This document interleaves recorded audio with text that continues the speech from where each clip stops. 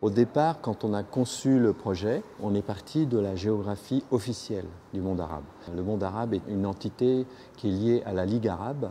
Il comporte 22 pays autour de la Méditerranée, les 3 pays du Maghreb, des pays du Moyen-Orient, des pays des Émirats et du Golfe.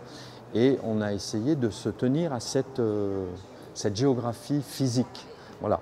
Mais c'est évident que le monde arabe n'est pas du tout unique, monolithique. Entre les problématiques du Maghreb et puis le Moyen-Orient, on a des histoires totalement différentes, des aspirations différentes.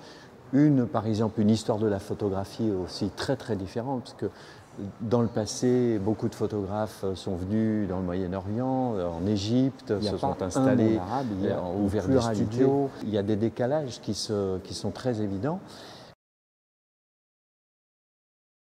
Quand on commence à creuser, ne serait-ce qu'à travers les photographes qui nous présentent leurs travaux, on s'aperçoit que ce sont des entités très différentes les unes des autres. Et puis, il y a aussi, pour en venir à la photographie, c'est que dans ces expositions, il y a une pluralité d'expressions photographiques. C'est-à-dire qu'on va d'une photographie traditionnelle documentaire, comme par exemple la série ici de Ziad Ben Ramdan du Tunisien, ou alors de Michel Slomka sur les Yézidis, mais ça va aussi jusqu'à des explorations très contemporaines de la photographie, de jeunes photographes comme Souad Mani qui se servent de l'iPhone pour travailler la question du paysage. Donc il y a un spectre très large qui correspond aussi un peu à la diversité du monde arabe sur le plan culturel et historique. Les festivals Visa pour l'image, la presse, les médias véhiculent très régulièrement des sujets sur cette histoire, sur la religion, sur toutes sortes de problèmes qui viennent sans arrêt au premier plan, auxquels les gens associent le monde arabe. Et l'idée, là, c'est de casser ce schéma.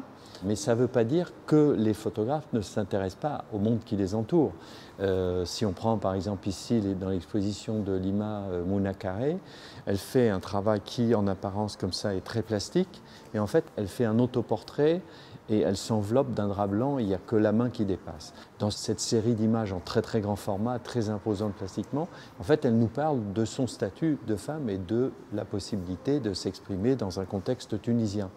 Donc derrière certaines images qui peuvent avoir en apparence une qualité plastique qui s'impose au premier plan, en fait quand on lit à côté le commentaire ou les textes qui l'accompagnent, on s'aperçoit qu'en fait il y a une portée sur l'événement, une dimension symbolique. C'est la même chose avec Ella Amar qui expose dans les caissons lumineux ces 3 images d'horizons marins. Si on regarde que les caissons de ces horizons marins, on a l'impression que c'est une recherche purement esthétique, mais en fait, à côté, elle met un petit texte qui défile et qui explique le point de vue en face de l'horizon marin, le point de vue du Tunisien qui est en face de la Méditerranée et qui aspire à passer de l'autre côté.